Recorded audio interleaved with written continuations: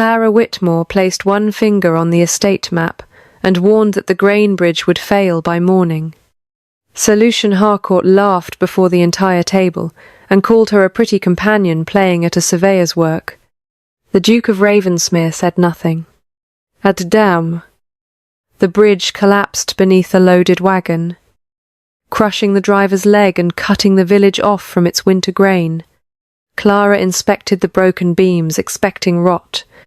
Instead, she found fresh tool marks and a shifted weight pin that could only have been moved after her warning. Someone had not ignored her. Someone had listened carefully enough to make the disaster look like her mistake. And unless Clara proved who altered the bridge before the trustees met in 10 days, the Duke would lose control of Ravensmere. The village would flood, and her name would be ruined before she ever had the chance to sign it to her own work. Clara Whitmore knew the bridge was unsafe before Sir Lucian Harcourt finished praising its repairs. The evidence lay beneath his hand on the dinner table, drawn in faded blue ink across the Ravensmere estate map. A drainage channel marked east of the grain road should have crossed beneath the bridge. Yet the map placed it 30 yards uphill. Clara waited until the Duke's steward finished reading the next morning's transport schedule. Your Grace, the first grain wagon must not cross that bridge. Every face at the long table turned toward her. Sir Lucian rested his wineglass beside the map and regarded Clara as though a chair had offered an opinion. You were engaged as a companion to my aunt, Mrs. Whitmore. I was asked to review the tenant boundaries while her Grace recovered. You were asked to occupy yourself. Clara kept one finger on the incorrect channel line. The bridge was built over running water, but your repair account lists only surface timber. The channel has been dry for 12 years. Then the ground beneath it should not have settled last month. Lucian smiled at the guests nearest him. His expression invited them to enjoy her mistake before he explained it. My cousin has been generous enough to tolerate a pretty companion with a surveyor's pretensions. A few people lowered their eyes. One young officer concealed a laugh behind his napkin. Clara looked past Lucian toward Nathaniel Ashcombe, Duke of Ravensmere. He sat at the head of the table with his left leg extended slightly beneath the cloth. A black cane rested against his chair, close enough for him to reach without asking for assistance. His face revealed that he had heard the insult. It also revealed that he intended to avoid the dispute. Sir Lucian oversees the repairs. Nathaniel said. The quiet sentence ended the conversation without answering Clara's warning. Lucian folded the map before her finger could hold the place. The wagon will leave at 6. Clara met the Duke's eyes. If it crosses fully loaded, someone may be hurt. Nathaniel's jaw tightened. But he did not countermand his cousin. Mr. Bell has driven that road for 20 years. Experience cannot strengthen damaged stone. The Dowager Duchess shifted in her chair beside Clara. Hortense Ashcombe was pale from illness, but her voice remained dry and precise. I hired Mrs. Whitmore because she rarely wastes words. Lucian bowed his head toward her. Then we may be grateful she has finished. Dinner continued. Clara ate nothing more. Nathaniel asked 2 questions about rents and one about a broken mill wheel. Yet he never reopened the folded map. When the ladies withdrew, Clara followed the Dowager through the portrait gallery. The older woman waited until the doors closed behind them. My nephew believes silence prevents humiliation. Silence merely chooses who must bear it. Hortense studied her for a moment. That sounded earned. My husband died beneath a collapsed culvert, after a landowner dismissed his calculations. Clara had not intended to say it so plainly. The words entered the cold gallery and remained there between them. Hortense placed a hand on Clara's sleeve. Can you stop the wagon yourself? Not without authority. Then take mine. The dowager removed a small silver key from the chain at her waist. It opened the estate office. Though it could not command a driver employed by Lucien, Clara accepted it because records might reveal what conversation had concealed. She entered the office after midnight with a lamp, her measuring rule, and the field notebook she carried everywhere. The room smelled of dust, ceiling wax, and damp wool. Repair ledgers filled one cabinet, while rolled surveys stood upright in another, like neglected walking sticks. She found the bridge account after 20 minutes. Ravensmere had paid for oak beams, iron straps, stone packing, and 3 weeks of skilled labour. The attached delivery slips recorded only half the oak and none of the stone. A second document claimed the missing material had been diverted to the North Sluice. Clara checked that account and found the same materials listed there again. Someone had charged the estate twice for repairs completed nowhere. She copied the figures into her notebook and searched for the original field survey. The survey was missing. Only a narrow strip of blue paper remained caught behind the cabinet. 3 tiny punctures crossed its lower edge in a straight line. Clara held the strip against the dinner map she had memorized. The punctures matched the alignment marks used to register layered surveys. The visible map was not the original. Someone had lifted one sheet, shifted it, and copied the drainage channel in the wrong position. A bell rang somewhere below stairs. Clara extinguished her lamp and listened. Running footsteps struck the corridor. A servant shouted for the steward. Then a second bell began, louder and faster than the first. Clara reached the entrance hall as the front doors opened. Cold dawn air swept inside around a stable boy covered in mud. The grain bridge has gone down. Nathaniel appeared at the top of the stairs without a coat. He gripped the banister with one hand and his cane with the other. Who was on it, mister? Bell and his nephew. Clara descended before anyone could tell her to wait. The Duke followed more slowly, refusing the footman who moved to assist him. Outside, the eastern sky had only begun to pale. They took a light carriage because the main road was blocked by the overturned wagon. Nathaniel sat opposite Clara. His injured leg braced against the floor as the wheels struck frozen ruts. "You warned us," he said. "I warned you." He accepted the distinction without defending himself. "Tell me what you need." "Rope. 6 labourers. A physician. And orders that no one touch the bridge after the men are removed." "You believe this was not an ordinary collapse?" "I believe ordinary failures still leave evidence." They reached the grain road within 15 minutes. The wagon lay on its side in the shallow ravine. One wheel, turning above scattered sacks. Mr. Bell's nephew had escaped with a bleeding forehead. The driver remained pinned beneath the front rail, conscious but unable to move his left leg. Clara directed the labourers to secure the wagon before lifting it. Lucien arrived on horseback while they worked. He dismounted and immediately ordered 2 men to drag the broken rail aside.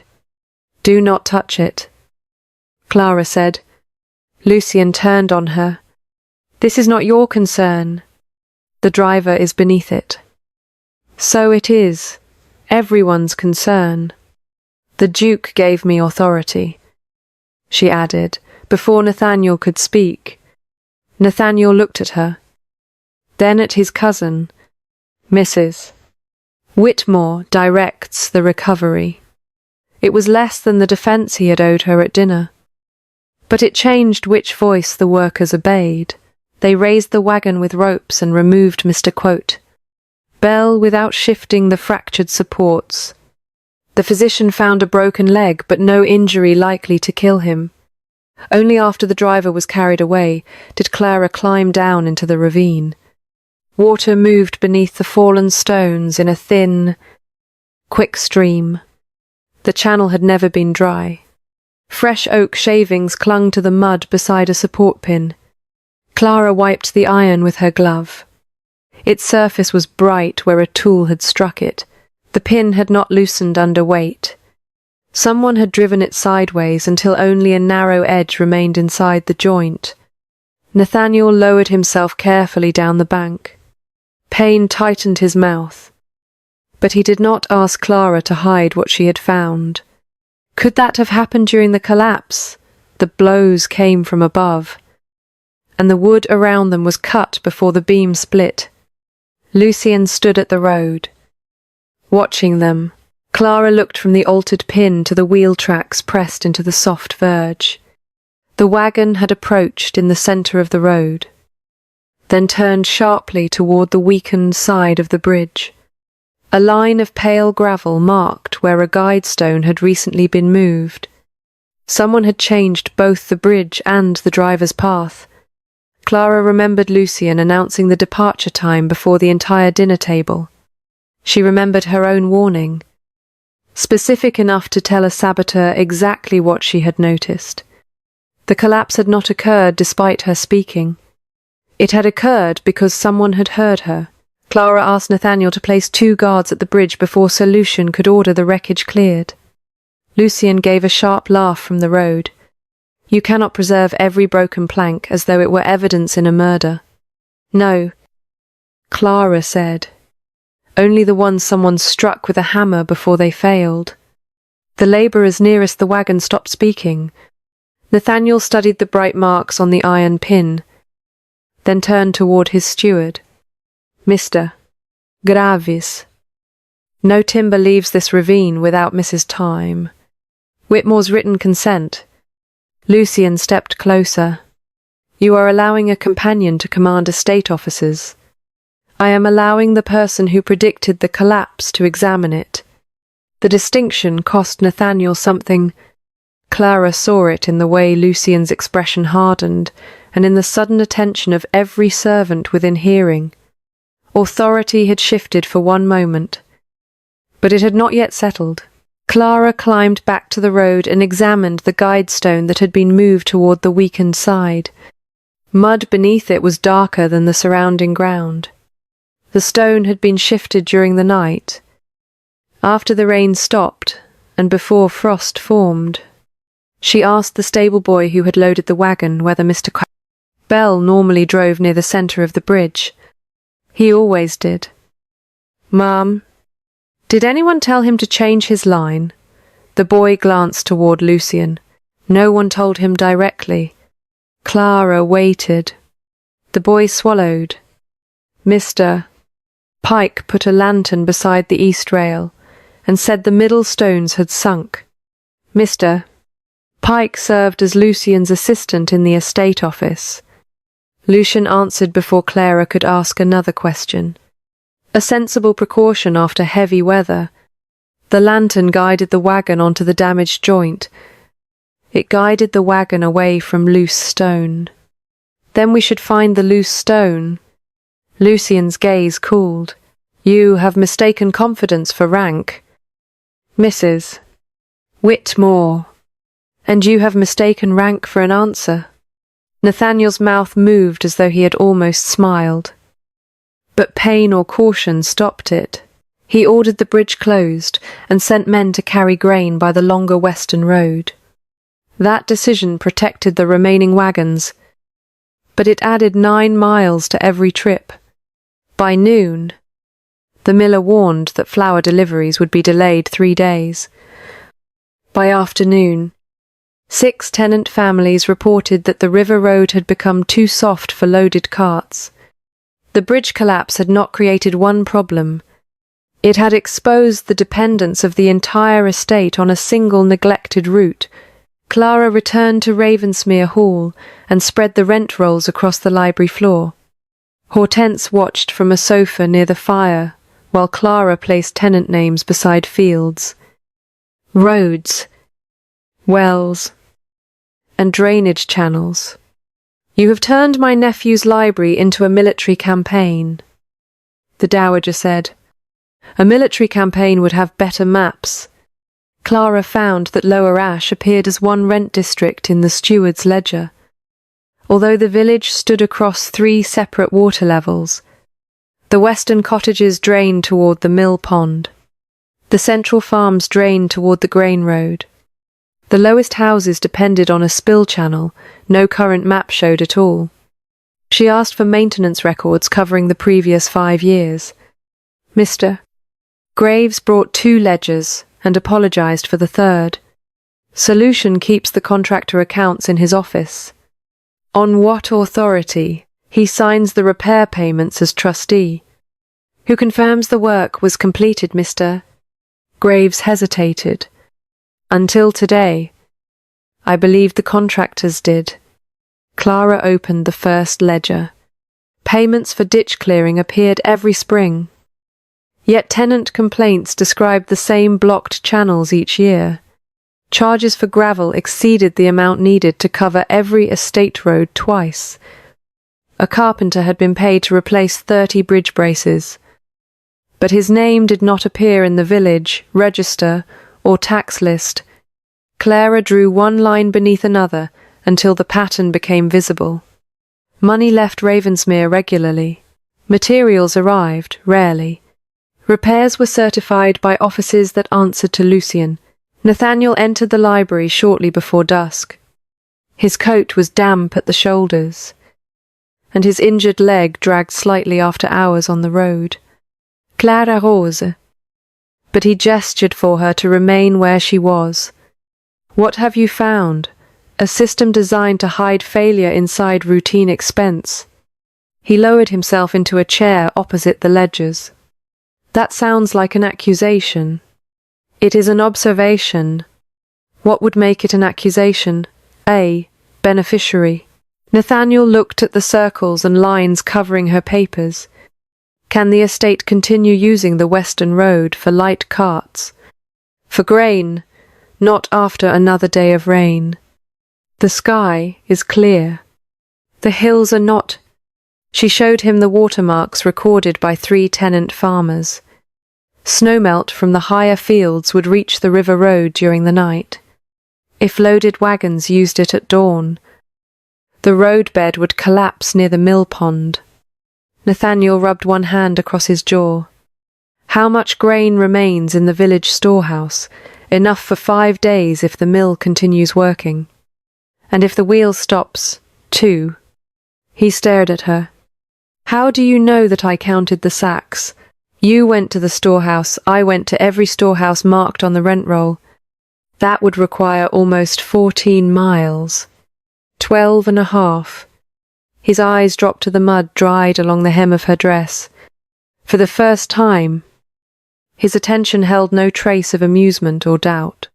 It held calculation. What do you propose?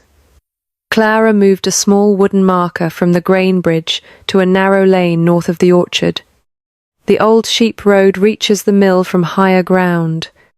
It has not carried wagons in years. It does not need to carry wagons. She placed 3 more markers beside the lane. Small carts can move half loads in relay. That doubles the labour. It prevents the grain from sitting on flooded ground. The tenants are already exhausted. Then use the estate carriage horses for the first stage and the mill teams for the second. Nathaniel glanced toward the windows, where the last light had faded behind the bare trees. How long would it take if Mr. Graves sends notices now? The first flower can leave by noon tomorrow. He did not answer immediately. Clara recognized the moment when powerful men often searched for a way to make another person's solution sound like their own. Nathaniel surprised her. He reached for the bell and told the footman to summon the steward, the stable master, and the miller. Then he said, Mrs. Whitmore will give the instructions. The relay began before sunrise. Clara stood at the orchard gate with a pocket watch, while estate horses pulled the first small carts over the high road. At the North Field, tenant teams transferred the sacks without forcing heavy wheels onto the softened river lane. The mill received its grain 3 hours before the lower road collapsed exactly where Clara had marked it. By evening, flour had reached every cottage in Lower Ash. No family lost a ration. No horse was injured. No second wagon overturned. The measurable success travelled faster than any compliment could have done. Workers who had called Clara the Dowager's companion that morning began asking where she wanted the next cart placed. The miller gave her the storehouse key without seeking Lucian's approval. Mr. Graves brought the rent books directly to her table. Nathaniel arrived as the last flour sacks were unloaded. A little girl from the lowest cottage ran past him carrying a loaf wrapped in cloth. He watched her disappear down the lane, then looked toward Clara. You knew the road would fail. I knew the ground could not bear the weight shown in your transport schedule, and you knew how to move the grain without it. My father taught me that a map is not a picture of land. What is it? Then, a record of who will suffer when someone draws it carelessly. Nathaniel lowered his gaze to the cane in his hand. When Lucian insulted you last night, I believed refusing to join him was enough. It was not. No. The admission came without defence. I should have stopped him. Clara met his eyes. You should have listened before a man was hurt. He accepted that too. A rider appeared at the far end of the lane before either of them spoke again. Mr. Pike approached at speed, carrying a folded order sealed with Lucian's signet. He handed it to Nathaniel and remained mounted. The document suspended Clara's access to all estate records until the trustees could review her conduct at the bridge. Nathaniel read it twice. Then Clara noticed a line near the bottom. The order had been written and witnessed the previous evening. Lucian had prepared to remove her authority before the bridge collapsed. Clara took the order from Nathaniel and held it closer to the fading light. Sir Lucian's signature appeared beneath a statement that she had interfered with estate property and endangered the grain transport. The accusation was dated 9 o'clock the previous evening. At that hour, the bridge had still been standing. At that hour, Clara had only warned that it might fail. Lucian had written the official explanation before there was an event to explain. Nathaniel dismissed Mr. Ruffer, Pike with instructions to wait at the stable yard. The man rode away without looking at Clara. Nathaniel read the order again. As trustee, Lucian may restrict access during an investigation. Can he begin an investigation before the alleged misconduct occurs? No. Then he expected something to occur. Nathaniel folded the paper along its original crease. Or he intended to frighten you away from the records.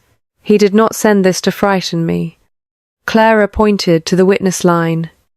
He sent it so the steward would have authority to remove anything from my possession. Nathaniel looked toward Mr. Graves. The steward's face lost colour. I received instructions this morning to collect Mrs. Whitmore's notebook.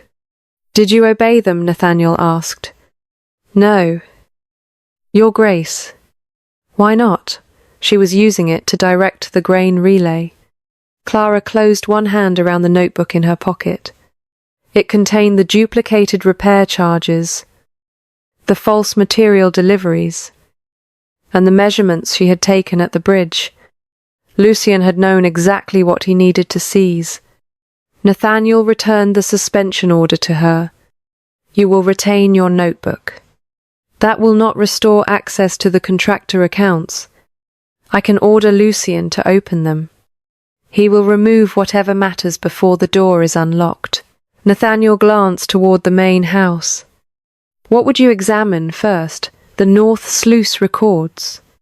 Why? The bridge account claimed its missing stone was diverted there.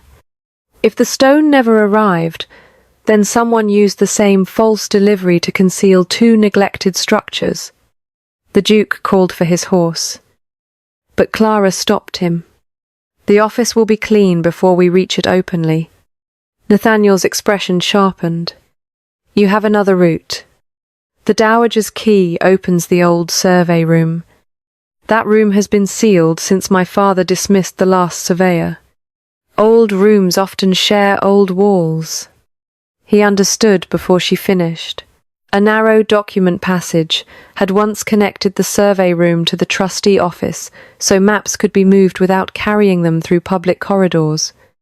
It would not allow a person to enter Lucian's room, but it might contain plans or correspondence abandoned when the door was sealed. Nathaniel ordered Mr. Graves to continue the flower relay and told Clara he would meet her at the east corridor.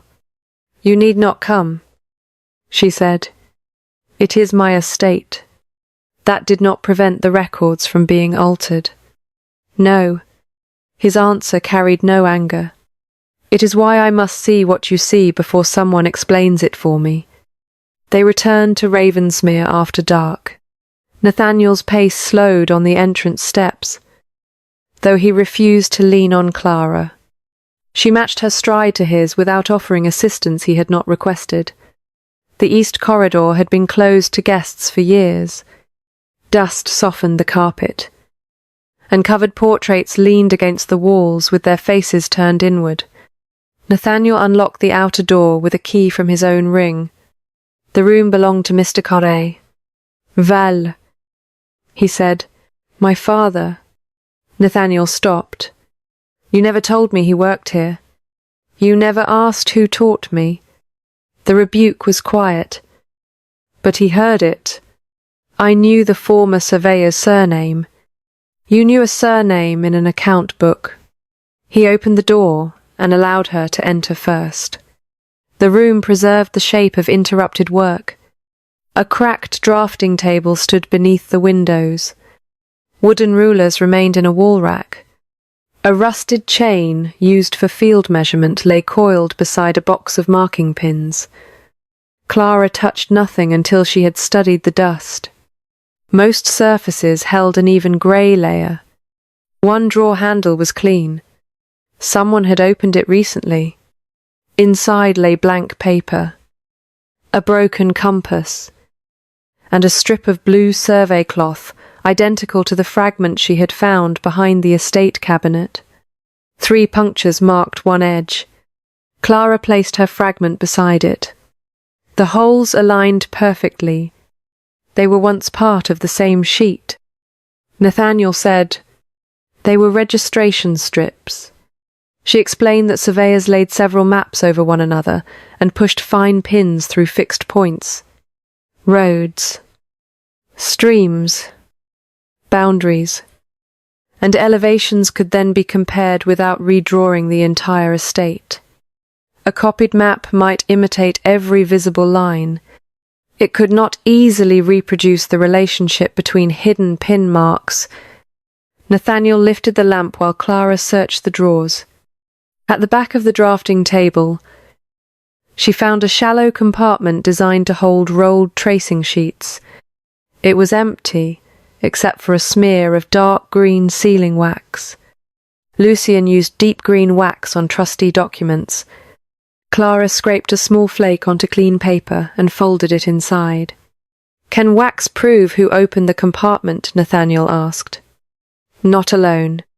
"Then why keep it?" "Because weak evidence becomes useful when it agrees with something stronger." He watched her replace the drawer exactly as she had found it. "You speak as though you expect every object to lie." "Objects rarely lie. People move them until they appear to." A faint sound came through the wall. Paper slid over wood in the adjoining trustee office. Nathaniel moved toward the sealed connecting panel. Clara caught his sleeve before he struck it. "If Lucian learns we found the passage, he will close it. He may be destroying records. Then we need to know which records frighten him." They extinguished the lamp and stood in darkness. through a narrow gap near the panel. Lucian's voice reached them. "Mr." Pike answered in a whisper too low to understand. A drawer opened. Lucian said, "The bridge has made her credible." Pike murmured something about the Duke's order. "Credibility is temporary." Lucian replied, "By tomorrow. The story will be that she redirected the wagon to prove her warning." Clara felt Nathaniel become still beside her. Pike asked what would happen if the driver denied it. Bell remembers a lantern and confusion. He does not remember who placed either. A bundle of papers struck the desk. Lucian continued in a calmer tone. "The council does not need certainty. It needs sufficient concern to suspend Ashcombe's authority until the vote." Nathaniel's hand tightened around the head of his cane. Clara touched 2 fingers to his wrist. Not comfort, a warning. If he entered now, Lucian would deny everything and know they had heard him. Nathaniel remained silent. Pike asked about the contractor accounts. "Move the North Sluice folio to my London case. And Mrs. Whitmore's notes. We will not need them once the original field book is found in her room." Clara's breath stopped. Nathaniel turned toward her, though neither could see the other's face. Lucian had not said if a field book existed. He had said where it would be found. The office door opened and closed. Footsteps moved away along the adjoining corridor. Clara waited until the sound disappeared before relighting the lamp. Nathaniel's expression had changed. The reserve remained. But it no longer protected Lucian from suspicion. It protected Nathaniel from acting before Clara finished thinking. "What is a field book?" he asked. "A surveyor's daily record of measurements, weather, landmarks, and corrections. Could one make the altered map appear to be your work?" "Yes." "Could Lucian forge your father's hand? He would not need to." Clara lifted the old measuring chain from the wall. "He only needs a book that appears to contain figures I later copied." Nathaniel looked toward the hidden panel. "Then we search your room now." "No." The answer surprised him. "If we find the book privately, Lucian will claim I placed it there and removed it when I became afraid." "You intend to leave it?" "I intend to control who sees it first." Nathaniel considered the danger. "If the trustees discover forged records in your possession, your profession may be finished. That is why the discovery must occur before witnesses who understand the chain of custody. You already know whom to summon. The Dowager, Mr. Gravis, and the parish clerk." "Why the clerk?" "Because field books are dated by landmarks. And Lucian has forgotten that the parish moved one of ours." Nathaniel's gaze settled on her with a steadiness she had not seen before. At dinner, he had treated her warning as an awkward opinion. At the bridge, he had treated her skill as useful. Now he treated her judgment as the only reliable plan in the room. "What do you require from me?" he asked. "Do nothing that suggests you believe me." The request visibly displeased him. "After my silence helped him discredit you. You ask for more silence. I ask for performance. There is a difference." "There must be." Clara stepped toward the door. "Tomorrow, Lucian will present himself as the man who saved Ravensmere from an interfering woman. Let him take the credit for the grain relay if he wishes. He did not direct it." "No. But the moment he claims he did, he must explain calculations he has never seen." Nathaniel opened the door for her. "And while he is explaining, I will learn who placed the field book in my room." They crossed the dark corridor without speaking. At the staircase, Nathaniel paused because his injured leg had stiffened. Clara waited, 1 step below him, near enough to help, but far enough to leave the choice. his. After a moment, he placed one hand lightly on her shoulder and descended. The contact lasted only 3 steps. It carried more trust than any apology he had offered. When they reached the lower hall, voices drifted from the drawing room. Lucian was already telling the assembled guests how his emergency transport plan had prevented hunger in Lower Ash. Clara listened until he described the exact route through the orchard. Only 4 people had known that route before the first carts moved. One was Clara, one was Nathaniel, one was Mr. Graves. The 4th was the miller, who had received Lucian alone shortly before sunset. Clara looked toward the drawing room doors. Lucian had stolen her success to restore his authority. In doing so, he had revealed the next person he intended to use against her. Clara entered the drawing room after Lucian finished describing the orchard route as his own invention. The guests rewarded him with relieved approval. The miller stood near the fireplace, twisting his cap between both hands. He did not look at Clara. Lucian raised his glass toward Nathaniel. Ravensmere survives because someone still understands practical command. Nathaniel's expression remained unreadable. How many carts did you order? Onto the sheep road. Lucian paused. 12. There were 8. Clara said. Lucian smiled without turning toward her. 8 estate carts and 4 tenant wagons. No tenant wagon used the upper section. The miller stared into the fire. Lucian's fingers tightened around the stem of his glass. The precise number matters less than the result. The number determined whether the road held. Clara crossed the room and stopped beside the table where Lucian had spread a clean copy of the transport plan. Which team changed the grain at the North Field? The mill team.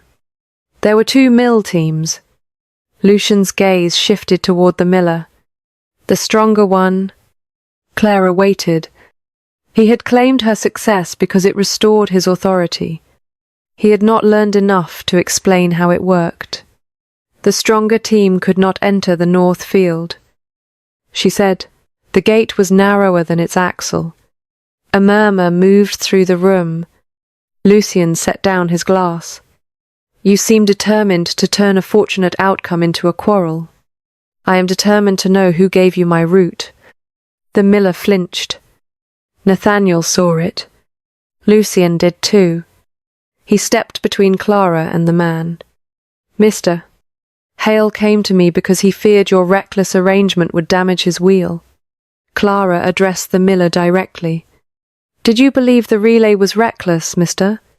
Hale's lips moved before sound emerged. No. Ma'am? Then why did you visit Solution he sent for me? Lucian's voice sharpened. You would do well to remember who owns the mill. Nathaniel placed his cane against the floor with one deliberate strike. I own it. Silence followed. The Duke looked at Mr. Harley. You may answer without losing your lease. The miller's shoulders lowered, though fear remained in his face. Mr. Pike said Solution needed the route and the loading figures. Why? Clara asked. He said the trustees would blame me if the flour failed to reach Lower Ash. Did you give him anything else, mister? Hale shook his head too quickly. Clara noticed a pale line across his thumb. It was not flour. It was chalk from a survey board. Did Mr. Pike ask you to identify my notebook? The miller closed his eyes. He showed me 3 books. Lucian stepped forward. This has gone far enough. Nathaniel did not raise his voice. It will end when Mrs. Whitmore is satisfied. The words gave Clara room, but they also warned Lucian that Nathaniel had moved closer to her side. She could not afford another question in public. Not yet. Clara thanked Mr. Hale and returned to the Dowager's apartments. Hortense. Mr. Gravis and the parish clerk were waiting as arranged. The clerk was a narrow man named Mr. Wren, whose spectacles made his concern appear larger than his face. Clara explained only what each witness needed to know. A suspicious document might be discovered in her room. No one was to touch it until all 4 witnesses had observed its position. Nathaniel remained outside the chamber. Clara had asked him to stay away because his presence would allow Lucian to claim the Duke controlled the discovery. Hortense opened the wardrobe herself. Nothing lay behind the gowns. Mr. Graves inspected the writing desk. The drawers contained Clara's letters, sealing wax, and household accounts. Mr. Wren checked beneath the mattress. He found nothing. Clara looked toward the hearth. Fresh ash lay beneath the grate. Although no fire had burned in her room that day, she knelt and examined the brass fender. A faint streak of green wax marked its inner edge.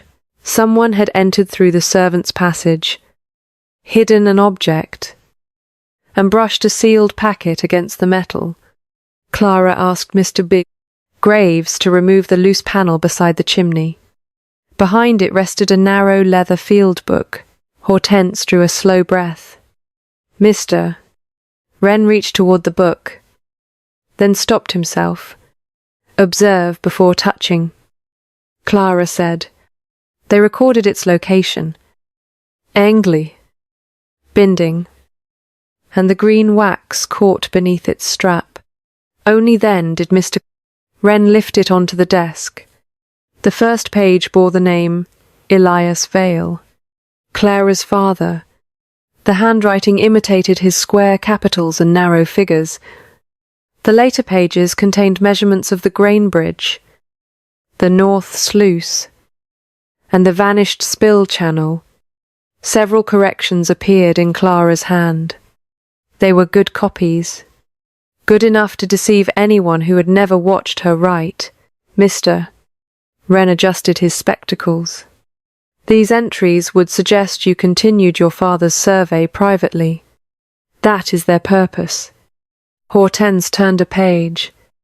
It also appears to show that you knew the bridge was weaker than you admitted. Clara nodded. And that I altered the channel line before arriving at Ravensmere. Mr. Graves looked toward the servants' passage. Whoever placed this knew the room. Mr. Pike worked as a footman here before Sir Lucian moved him to the estate office. The dowager closed the book. Then we summoned Nathaniel. No, Clara said. We summoned Lucian. An hour later, the witnesses gathered in the small council chamber. Lucian arrived with Mr. Pike and 2 junior trustees. His surprise at seeing the field book lasted less than a heartbeat. Then, concern replaced it with practiced precision. Where was this found? Clara gave him no answer. Mr. Wren described the discovery and the chain of witnesses. Lucian listened gravely. When the clerk finished, he turned toward Nathaniel. This cannot be ignored. Nathaniel looked at Clara. Can you prove it is false? Yes. But not tonight. Lucian spread one hand over the cover. It bears her father's name and contains corrections in her own writing. It resembles my writing. That distinction may comfort you. It should concern anyone who values evidence. One of the junior trustees asked whether Clara denied entering the measurements. I deny creating the book. Lucian opened to the bridge calculation.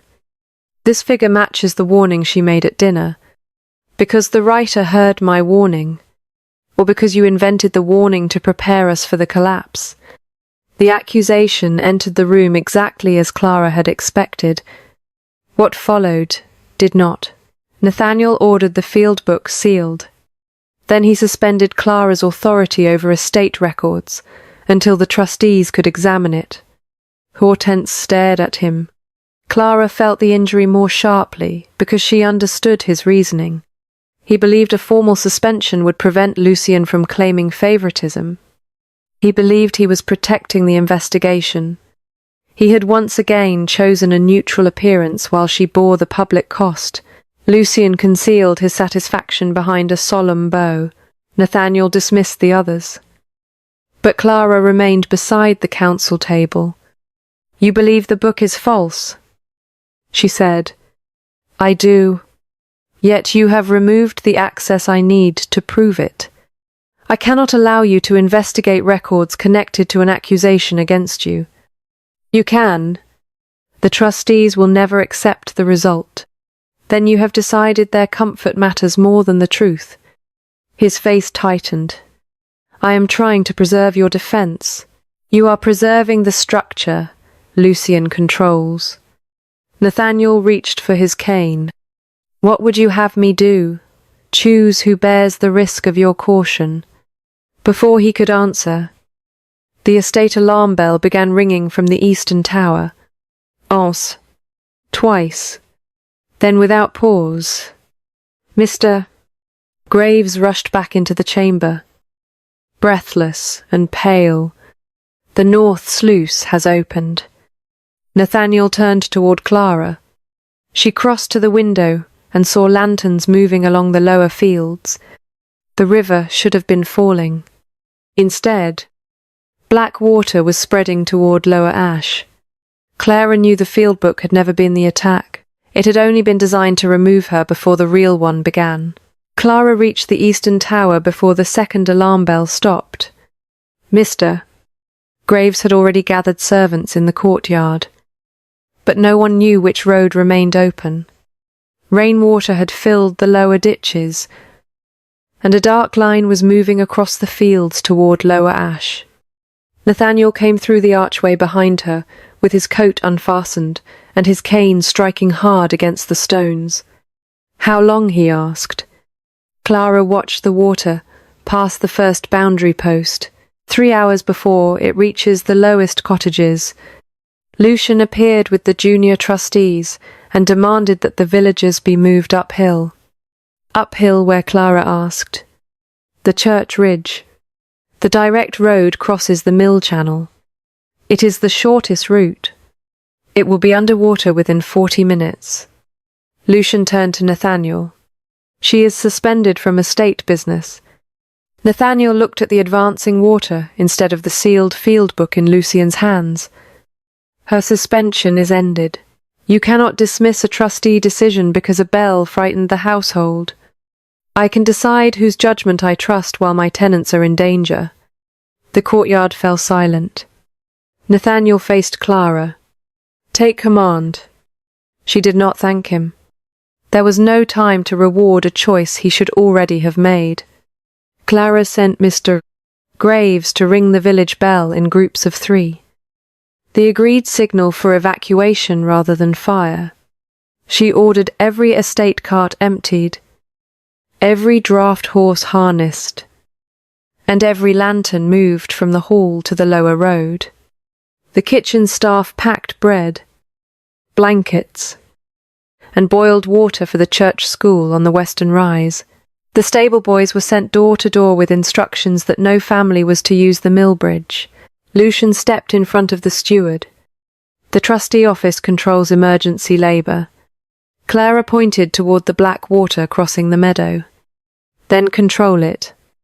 He followed her hand and said nothing. Nathaniel ordered the men to obey Clara without further approval. The first carts left within 12 minutes.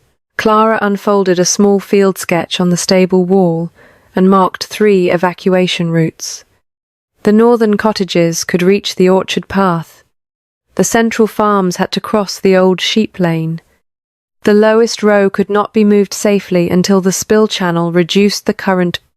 Nathaniel studied the blank section below the village. "You said the old maps showed another channel." "They showed alignment marks for one. Can you find it without the survey folio?" "I can find where it begins." "That is not the same as knowing where it ends." "No." "Clara, met his eyes.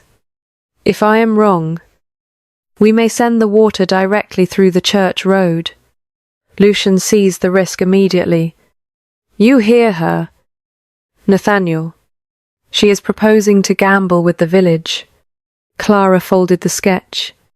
"The gamble was made when someone opened the north sluice. Our choice is whether we calculate the consequence or wait beneath it." Nathaniel asked what she needed. 20 men with spades, 2 teams with chains, and someone authorized to break an estate wall. "You have all 3. They rode in a farm cart because a carriage could not cross the narrowing lanes. Nathaniel sat beside the driver while Clara stood behind them, holding the rail and watching the slope of the land. Water never moved according to the lines men preferred on paper. It followed pressure, obstruction, and the oldest weakness it could find at the first tenant farm. Clara saw reeds bending where no stream appeared on the current map. She ordered the cart stopped. Beneath a row of thorn bushes lay a shallow depression filled with stones and household refuse. The missing spill channel had not vanished. It had been deliberately blocked and allowed to disappear from memory.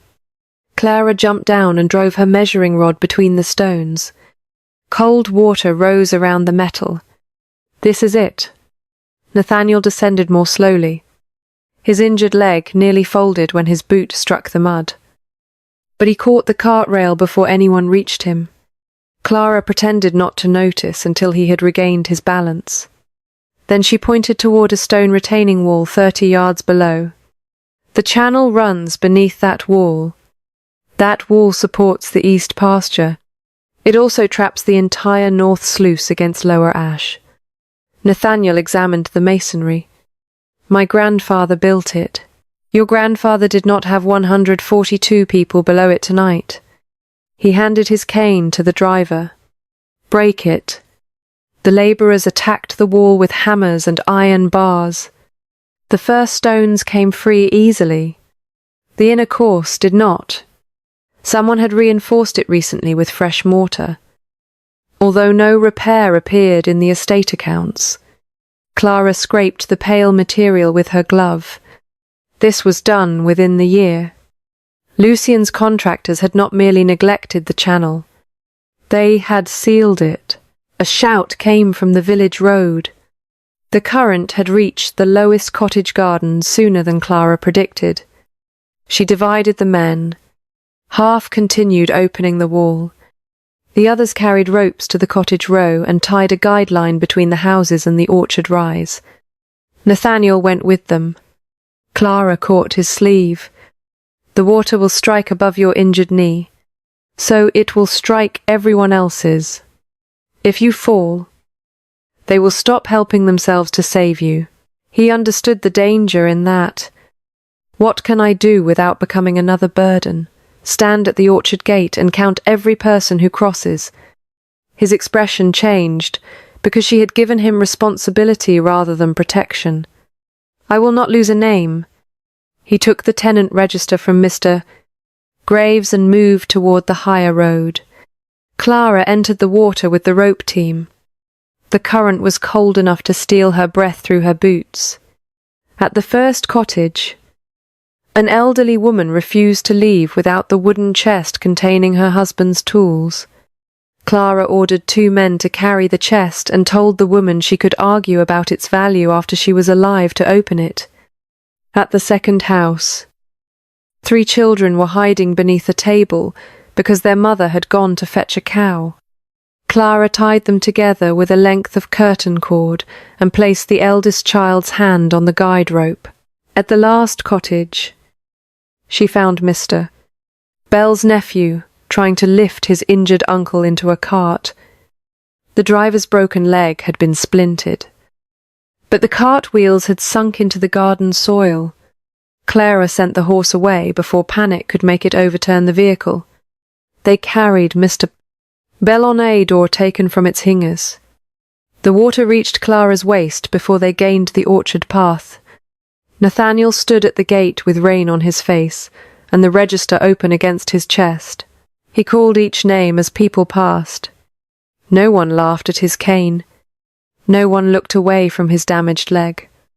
They answered him because he was doing the work before him. Bell, he called. Present. Clara answered. Thomas Bell. The nephew raised one hand. Mrs. Fenwick. The elderly woman lifted her husband's tool chest from the cart. Still alive. Your Grace. One name remained unchecked. Martha Hale. The miller's wife. Mr. Hale had reached the gate alone. He admitted that his wife had returned to the mill for the account box after Lucian told them their lease would be cancelled if the records were lost. Nathaniel turned toward his cousin. Lucian had arrived on horseback but had not entered the water. I gave no such order, he said. The miller's fear became anger. Mr. Pike brought it under your seal. Clara looked toward the mill. Water struck the lower wall and curled around the wheelhouse. The spill channel was not open enough to reduce the pressure. If the retaining wall held another 10 minutes, the mill would take the full force. Clara ran back toward the labourers. The inner stones had shifted, but the reinforced centre remained fixed. She examined the wall, the rising water, and the iron chains attached to the draft teams. Hammers will take too long. Mr. Graves followed her gaze. If the teams pull from the pasture side, the wall may fall toward them. Not if we take the force from below. She ordered the men to pass one chain through the original drainage arch and attach it to the largest exposed stone. The second chain went around the outer corner of the wall. The teams would not pull together. One would turn the stone. The other would use the water's pressure to finish the break. Nathaniel reached them as the chains tightened. You have never tested this. I have seen a collapsed weir open the same way. Did it work? The first team lost 2 horses. He looked toward the frightened animals. Then we do not repeat their mistake. Nathaniel sent the drivers to the high side and ordered men with axes to stand beside the traces. If the wall pulled the teams backward, the harnesses would be cut immediately. Clara gave the first signal. The corner chain tightened. Mortar cracked. But the stone did not turn. She gave the second signal. Water surged through the narrow drainage arch and struck the weakened centre. The wall bowed outward. One horse slipped. Nathaniel raised his arm. But Clara shouted for the driver to hold. The exposed stone rotated 1/2 inch. That was enough. The current entered the new gap with a sound like cloth tearing across the earth. Clara ordered both teams released. The centre of the wall collapsed into the empty spill channel. Water rushed away from Lower Ash and carved through the blocked depression. The force knocked Clara from her feet. She caught the chain, lost it, and struck the flooded ground with one shoulder. Nathaniel reached her before the next surge. He could not pull her upright without surrendering his cane, so he dropped it and went down on one knee in the water. Clara found her footing against his arm. For one unstable moment, they held each other because neither could stand alone. Then Mr. Graves retrieved the cane, and they moved to firmer ground. The water level beside the cottages began to fall. A stable boy shouted from the mill road. Martha Hale had climbed through an upper window with the account box tied to her waist. 2 labourers brought her across the guide rope. Nathaniel checked her name. Every tenant was present. No cottage had been swept away. The grain store remained above water. Clara allowed herself one breath of relief before she looked at the broken retaining wall. Green sealing wax clung beneath a stone where a recent work order had been pressed into the mortar for protection. She reached into the gap and drew out a folded contractor receipt. The paper named Mr. A. Pike as the inspector who had approved sealing the spill channel. It also carried Lucian's trustee mark. Nathaniel read it beside her. This proves they closed the channel. It proves they ordered the work. Is that not enough? Not to prove they opened the sluice tonight? A rider came from Ravensmere Hall before dawn. He carried news that the sealed field book and the original drainage map had disappeared from the council chamber. The door showed no damage. Only 3 people possessed keys. Nathaniel was one. Mr. Graves was another. Sir Lucian Harcourt held the third. Nathaniel ordered the gates closed before the rider finished reporting the missing documents. Lucian objected that no guest or servant could be detained without cause. Nathaniel looked at the trustee mark on the contractor receipt. We have cause. We have a paper found inside a wall after Mrs. Whitmore directed men to destroy it. Clara understood the purpose of Lucian's answer. He did not need to disprove the receipt. He only needed to make every piece of evidence appear contaminated by her touch. The sealed field book had vanished while she was at the flood. The original map had vanished with it. By morning, Lucian would claim she had removed both because the book was genuine. Nathaniel sent guards to the stable yard, the servants' entrances, and the road to the station. Clara stopped him before he ordered a search of every room. Lucian wants the house turned against itself. He has stolen evidence. Then he expects you to respond with panic. Nathaniel's face was grey from cold and exhaustion. Water still darkened his coat below the knees. What do you propose we record what is missing? Who last saw it? And who held keys? And then we let him believe the search has failed. Lucian gave a soft, incredulous laugh. You are advising the Duke to ignore theft because you cannot explain it. Clara faced him. I can explain why you need everyone to believe the field book matters more than the village. His expression did not change. That restraint confirmed more than anger would have done. The field book had served its purpose. It had removed Clara from the records before the sluice opened. Its disappearance now gave Lucian a second purpose. He could argue that the only document connecting Clara to the altered survey had been destroyed by Clara herself. Nathaniel ordered Mr. Graves to make a written inventory in the presence of the parish clerk and the 2 junior trustees. Lucian remained in the council chamber while every cabinet was opened. The missing map tube left a clean circle in the dust. The seal packet containing the forged field book had been cut rather than broken. The green wax remained intact on the table. Whoever removed the contents had known how to open the wrapping without damaging the trustee's seal. Mr. Pike possessed that skill. Every estate clerk did. Lucian watched Clara observe the cut edge. You seem disappointed, he said. I expected a cleverer theft. His eyes narrowed.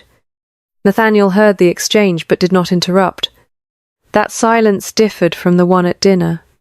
Then, he had withdrawn because speaking required discomfort. Now, he withheld his authority so Clara could shape the suspect's reaction herself.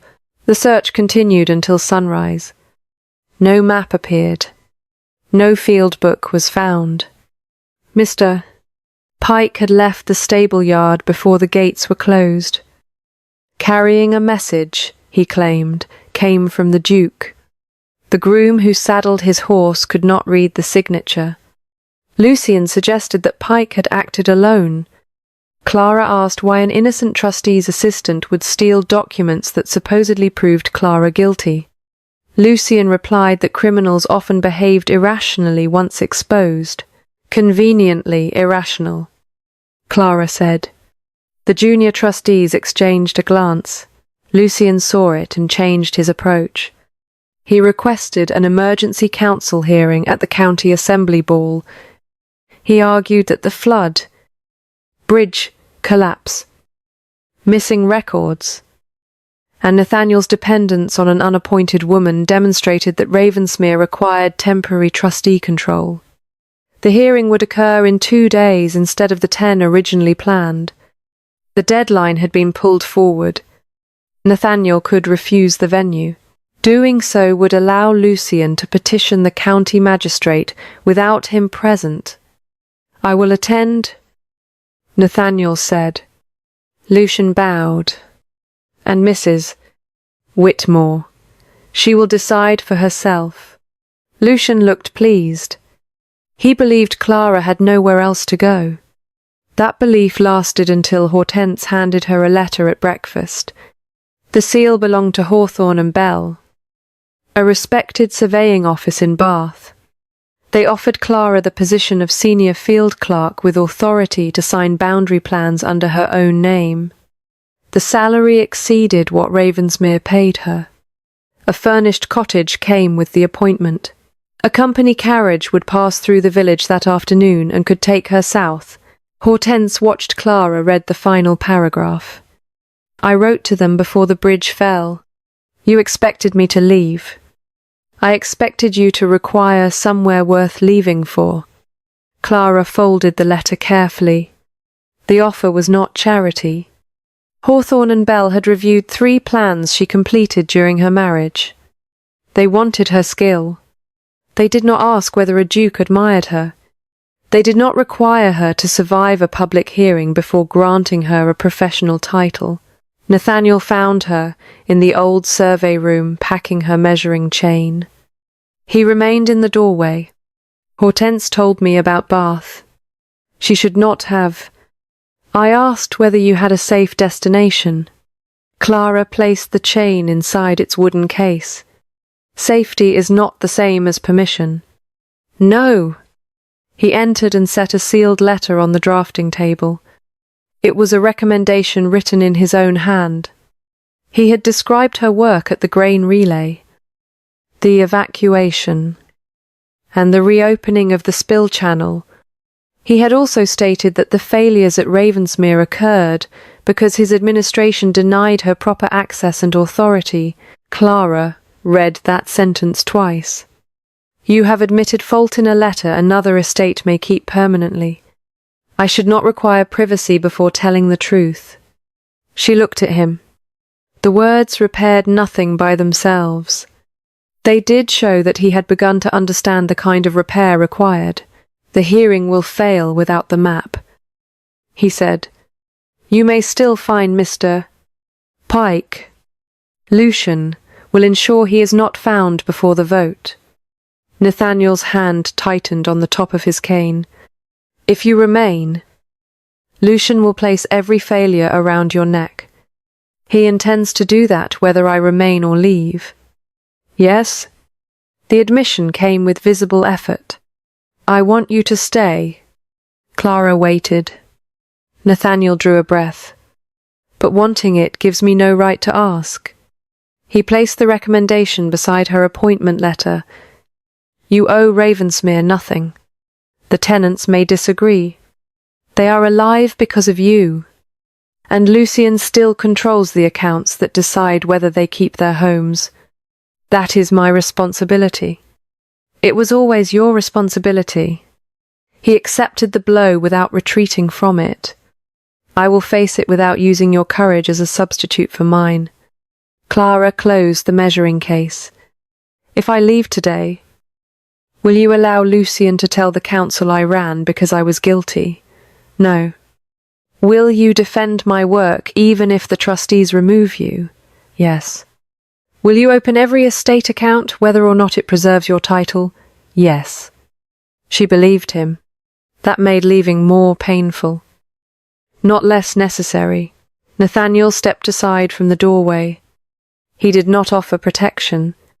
He did not promise that love, gratitude, or rank could solve what authority had damaged.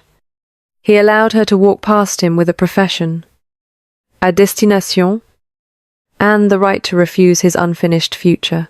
The Bath carriage arrived shortly after 2. Hortense embraced Clara without attempting to change her decision. Mr. Graves placed her trunks aboard. Nathaniel stood beneath the portico with the recommendation letter in one hand. Clara accepted it. Neither of them spoke of returning. The carriage crossed the repaired Orchard Road and turned south beyond the estate boundary. For the first mile, Clara watched Ravensmere disappear between bare trees.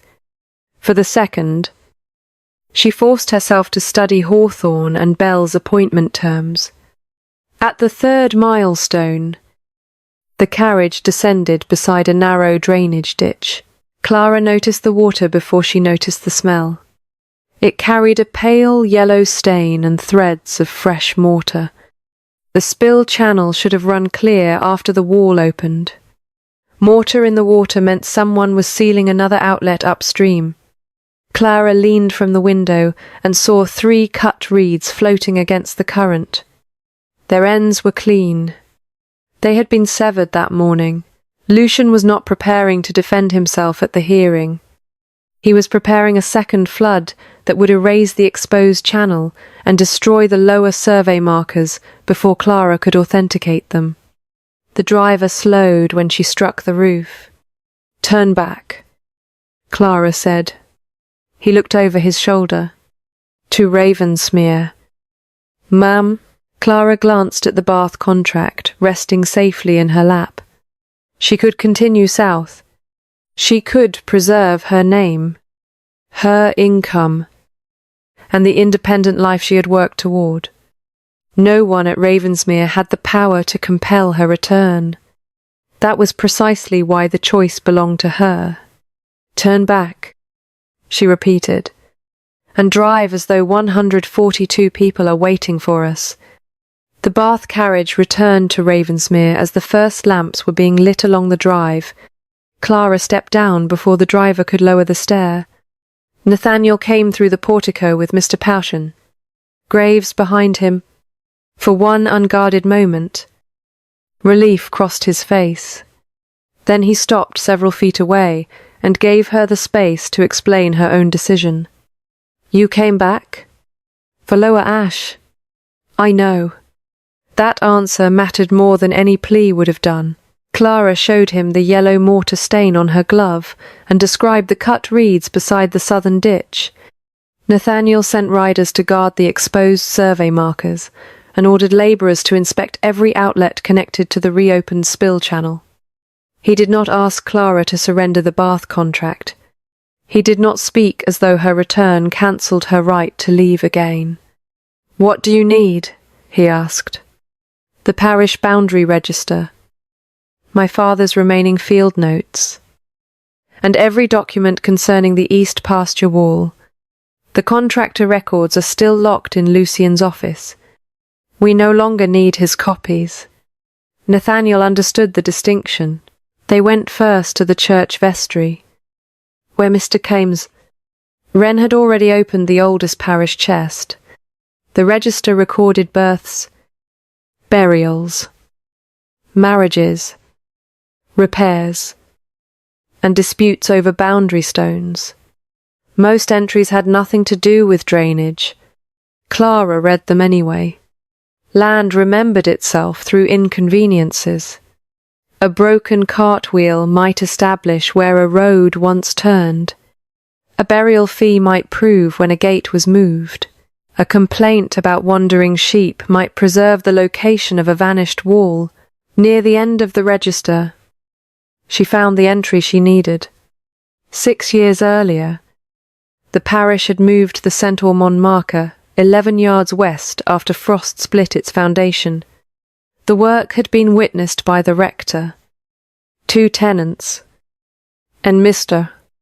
Pike, who had still been a footman at Ravensmere. Clara copied the date. The forged field book claimed that her father measured the north sluice from the marker's present position 8 years earlier. The measurement was accurate. The date was impossible. Lucian's forger had used the new location while pretending to record the old survey. Mr. Wren signed Clara's copy and pressed the parish seal beneath the entry. "This proves the book was false," Nathaniel said. "It proves one calculation could not have been written when Lucian claimed—" "Is that not sufficient? Not if the field book remains missing. Lucian could argue that Clara misremembered the page or invented the measurement after seeing the register. They needed the survey itself, or enough surviving layers to reconstruct it before witnesses. The tenant who had kept Elias Vale's field notes lived beyond the orchard. Mr. Fenwick received them at his door with a lantern in one hand and an old canvas packet in the other. Your father left this when Sir Alister dismissed him. He told Clara. He said a gentleman might own the land, but he did not own the truth about where the water ran. Inside the packet were 6 weathered pages covered in distances, slopes, and small sketches of trees and walls. None showed the complete drainage system. Together, they preserved 3 fixed points: the church tower, the old mill foundation, the St. Ormond marker before it was moved. Clara asked why Mr. Fenwick had never returned the pages. I tried once. Mr. Pike met me at the service gate and said the Duke had ordered every Vale paper burned. Nathaniel's face tightened. My father may have dismissed Mr. Paid, Val, but he never ordered that. Mr. Fenwick looked down. I had 4 children on your land. Your Grace, I understand why you were afraid. Nathaniel said it without asking the tenant to excuse the system that had frightened him. Mr. Fenwick signed a statement explaining how the pages came into his possession and where they had remained. His wife and eldest son witnessed it. Clara sealed the packet with plain red wax. The colour mattered. No one could confuse her seal with Lucian's green trustee mark. They returned to the old survey room shortly before midnight. Hortense waited beside the drafting table with the blue registration strips Clara had found earlier. Mr. Graves brought the rent map from the library. Mr. Wren carried the parish register. Mr. Fenwick placed the field notes beneath the lamp. 5 witnesses now observed every object before Clara touched it. She fixed the rent map to the drafting table. The 3 pinholes in the blue strip aligned with the church tower, the mill foundation, and the original St. Ormond marker. A 4th hole appeared near the torn edge. It marked a point missing from the current estate map. Clara laid translucent tracing paper across the sheet and transferred the surviving lines. Then she used her father's distances to locate the north sluice. The first line crossed the river exactly where the bridge had failed. The second reached the wall they had broken during the flood. The third continued south toward the ditch where Clara had seen fresh mortar. Nathaniel held the lamp closer. There is another outlet. There was. Clara followed the slope calculation to a narrow section of estate woodland scheduled for sale to the Canal Consortium. If the outlet remained open, the land stayed wet and unstable. If Lucian sealed it and forced the water toward Lower Ash, the woodland would dry enough for construction while the village absorbed every flood. The sabotage did more than create a crisis. It increased the value of the land Lucian intended to sell. Clara placed the contractor receipt beside the reconstructed map. The same payment that sealed the village spill channel also funded stonework near the consortium route. Lucian had charged Ravensmere to prepare land for the men who planned to purchase it cheaply. Hortense looked at the lines beneath Clara's hands. This is the folio he tried to steal. Not yet, Clara said. It is a reconstruction. What remains authentication? The pinholes proved the layers belonged together. The field notes supplied distances. The parish register corrected the marker date. The receipt established motive and access. But the council would still hear competing explanations unless Lucian committed himself to one version in public. Clara prepared 2 maps. The first showed the reconstructed drainage system without the parish correction. The second contained the full alignment. She sealed the complete map inside the leather folio with the field notes, receipt, register copy, and witness statements. The incomplete map remained loose on the drafting table. Nathaniel watched her place a false measurement beside the Saint Ormond marker. You are giving him an error to recognize. I am giving him information he should not possess. If he corrects it, he reveals that he saw the forged field book or the stolen original. If he does not correct it, he must defend a route that cannot carry the water. Nathaniel looked toward the window. Dawn had begun to pale the glass. The hearing begins in 6 hours. Then Lucian has 6 hours to believe he destroyed the only proof. They took the survey folio to the county solicitor. He placed it in an iron dispatch case and kept the key. Clara retained no decisive document in her own room. Carriage. Or clothing. By noon, the county assembly rooms were filled beyond the usual guest list. Trustees occupied the raised table. Tenant representatives stood along the back wall. County families filled the chairs beneath the chandeliers. The orchestra waited behind a screen for the hearing to end and the ball to begin. Lucian arrived wearing formal black and an expression of reluctant duty. Mr. Pike was not with him. Nathaniel entered with his cane visible and his injured leg unhidden. Whispers followed him across the floor.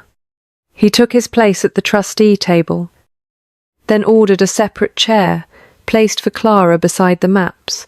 Lucian objected immediately. Mrs. Whitmore holds no estate office. Nathaniel looked toward the assembled council. That failure is mine. He stated that he had ignored Clara's first warning, permitted her public humiliation, restricted her access while relying on a process controlled by her accuser, and allowed the appearance of neutrality to increase the danger to his tenants. He did not mention affection.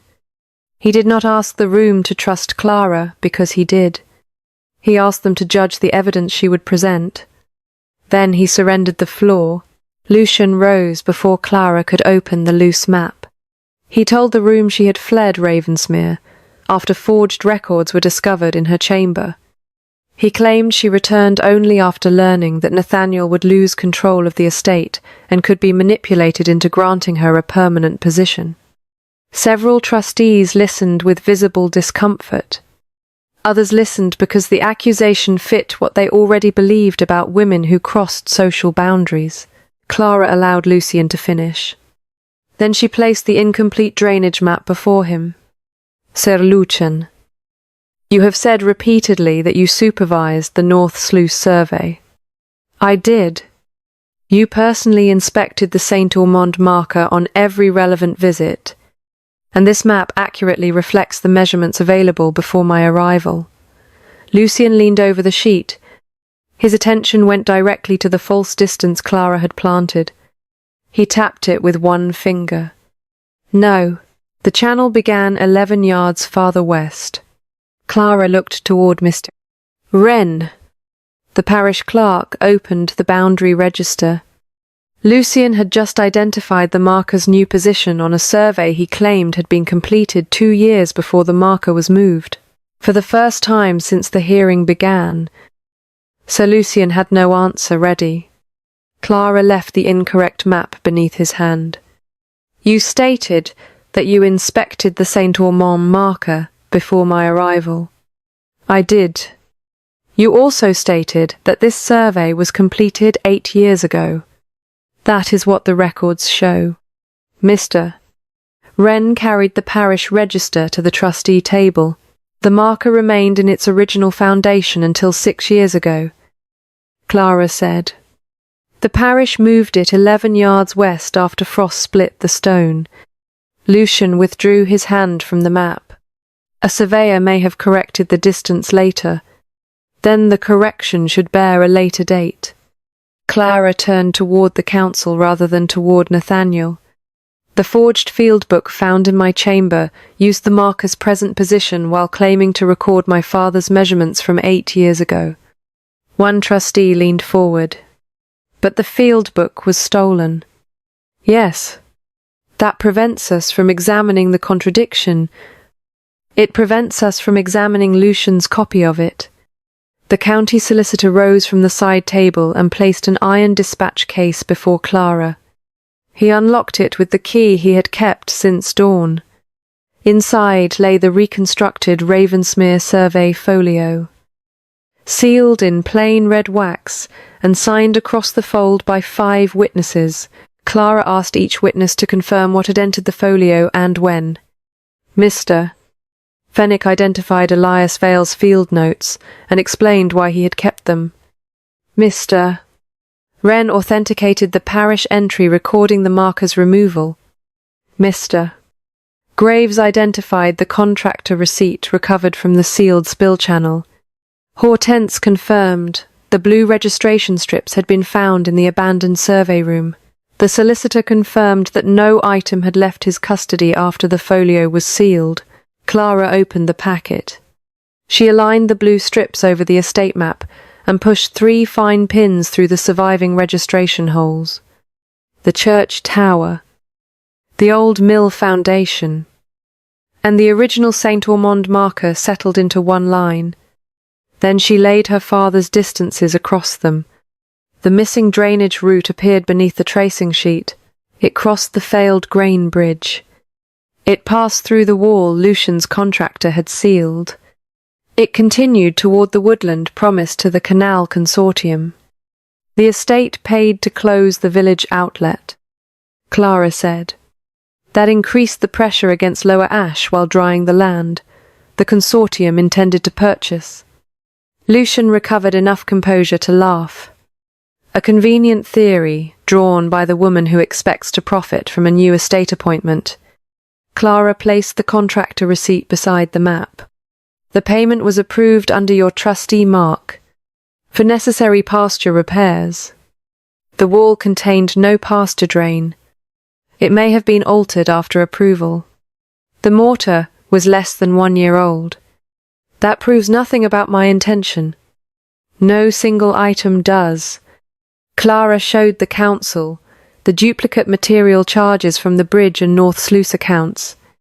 The same oak, stone, and iron had been billed twice. The materials had not reached either structure. The missing funds had passed through a contractor controlled by Lucian. The sealed wall had redirected water away from consortium land. The altered bridge had failed after Clara warned that its support was unsafe. The forged suspension order had been written before the collapse. The false field book had been planted through a servant's passage known to Mr. Pike. The stolen documents had disappeared under a seal cut by someone trained in the estate office. Lucian's face remained controlled. But the junior trustees had stopped looking toward him for reassurance. He turned to Nathaniel. You are allowing a dismissed companion to assemble accidents into treason because you are ashamed of your own weakness. Nathaniel did not rise. The evidence is Mrs. Whitmore's. So is the ambition behind it. Clara closed the folio halfway. Then let us discuss the final outlet. Lucian's attention sharpened before he could hide it. The southern channel was guarded last night. Clara continued. 2 estate riders found Mr. Pike directing labourers to seal it with fresh mortar. The rear doors opened. Mr.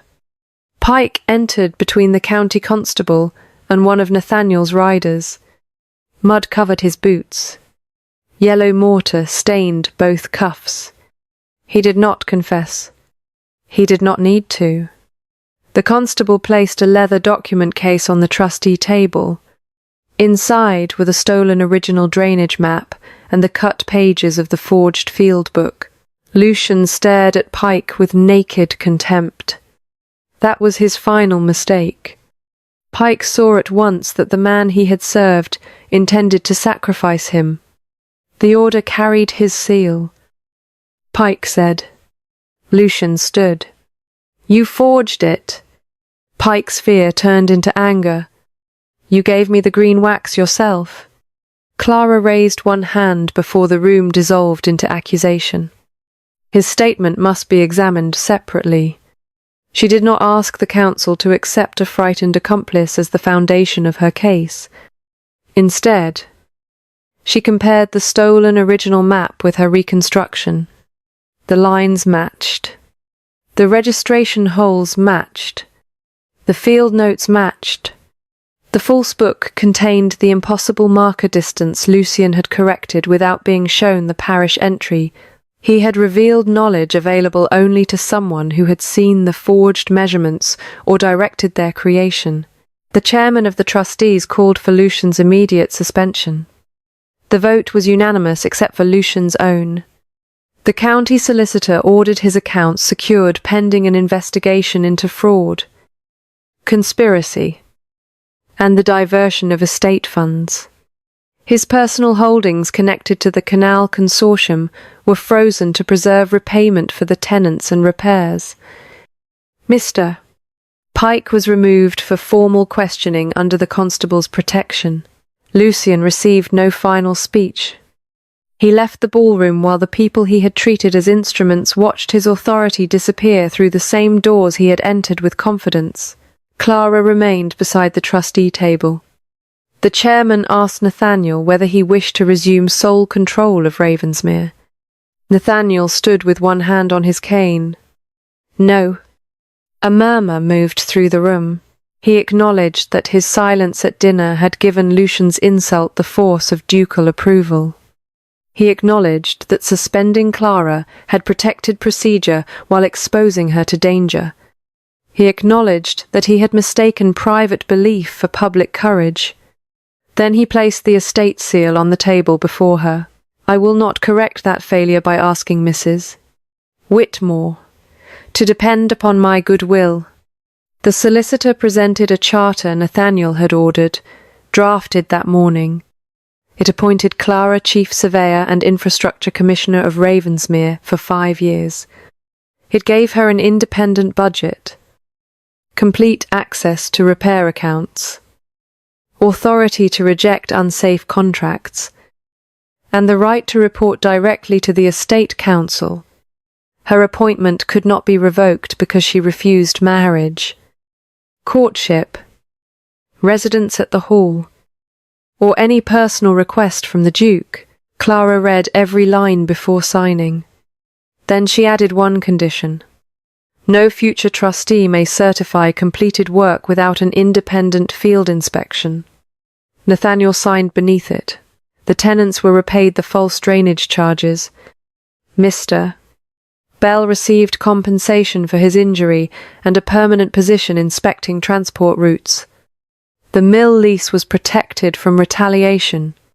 Repairs began under Clara's name rather than beneath Lucian's office. Only after the council business ended did the orchestra prepare to play. Nathaniel remained near the edge of the ballroom. No lady approached him. His cane was visible. His injured leg had stiffened during the hearing. Clara still held the bath appointment in her case. She could leave the next morning with her standing restored and her future secure. Nathaniel made no claim upon her choice. Clara crossed the open floor. Every person who had heard Lucian call her a pretty companion watched her stop before the Duke. Your Grace, I believe one measured turn is still a dance. Nathaniel looked at the polished floor. I may step on your foot. Then I shall possess proof that a duke can apologize twice in one evening. He offered his hand without pulling her closer. Clara chose the distance between them. They moved slowly when the music began. He did not hide the uneven turn of his leg. She did not carry his weight for him. They completed one careful circle, while the ballroom remained silent. Months later, after the rebuilt bridge opened and the winter fields drained safely, Nathaniel asked whether she would permit a public courtship. Clara reminded him of the promise he had made before the council. "You will never again call silence neutrality when another person pays its price. I will not, and my work remains mine. Always." Only then did Clara place her hand in his. She had first crossed the ballroom because no one else dared approach him. She chose to remain because he had finally learned that love did not grant authority over her. It required him to honor the authority she already possessed.